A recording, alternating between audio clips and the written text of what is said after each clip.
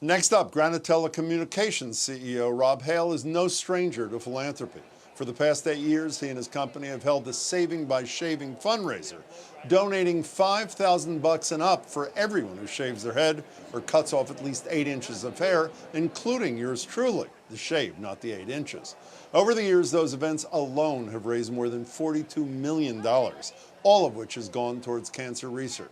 This year, Rob and his mother, Judith, pledged to give an additional $50 million to the Dana-Farber Cancer Institute. He and his wife, Karen, gave $30 million more to his alma mater, Connecticut College, for, among other things, financial aid. And on Friday, he shared more than just a few words as the commencement speaker at Quincy College. He also gave every graduate $1,000, $500 for them to keep, $500 to pay it forward. Rob Hale joins me now. Rob, it's good to see you. Jim, I'm delighted to be here. Thank you. 400 plus graduates. That's a lot of money. Why'd you do it? I think the graduates haven't had a chance to celebrate for 14, 15 months, and they've worked their tails off to be here. They deserved a chance to celebrate, and so we wanted to focus a part of the gift to those kids. They deserve it. Secondly, we gave a part of the gift to the kids to share, and the gift of sharing, to me, we're very fortunate. Karen and I are very fortunate, as you mentioned, to have been able to give. And every time we do, it feels like the primary recipient of the gift is me. It's a great feeling, and if we can catalyze giving and sharing in these youngsters' lives, and then it becomes part of their life, all the better.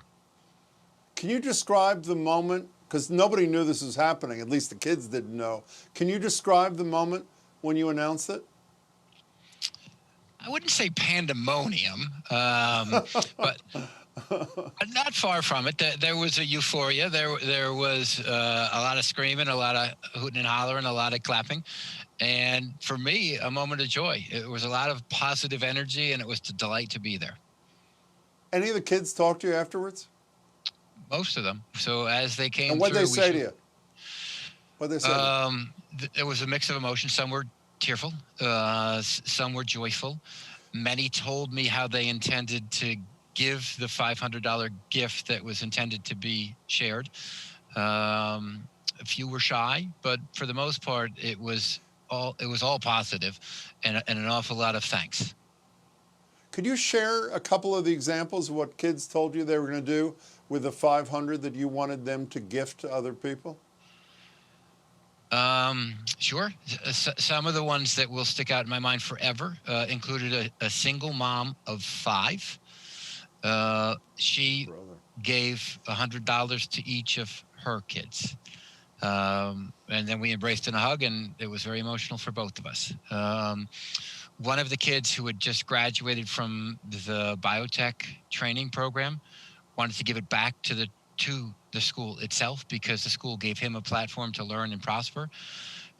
One of the kids, as I mentioned in my talk, I was a Big Brother, little brother, said he was part of Big Brother and he wanted to give it to the Big Brother program. So all very worthy, and I was so happy to help facilitate. Rob, what you mean a minute ago when you said something like it did as much for me as it did for them? What does it do for you and your wife and your mother to do these kinds of things?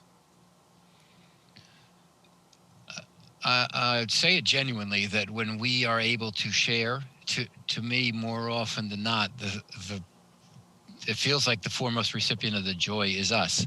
So when we talk about cancer research at Dana-Farber, our goal is to eradicate that insidious disease, pancreatic cancer, that a family won't have to feel the pain that we did. And when we do, that'll be a euphoric feeling.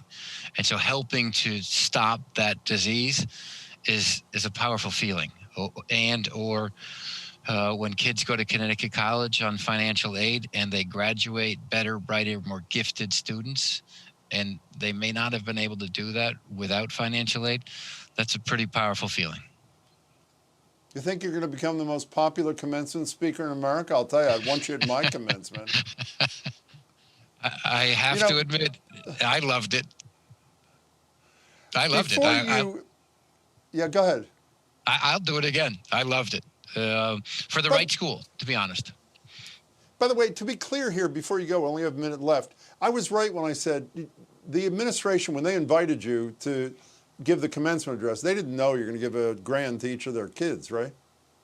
No. They invited me 3 or 4 months ago, and I accepted. And then, as I was preparing, one of the tenets of my discussion was share, give a bit more than you get. And as I thought about it, I'd like to lead by example. So I called the president of the college and said, "Is it okay with you if we do this?" And he was pretty supportive, as you might imagine. Well, I'll tell you, not only did it make the day of 400 plus graduates, it made my day too. So thanks for doing it, and it's really good to see you again, Rob. Thanks for having me on the show.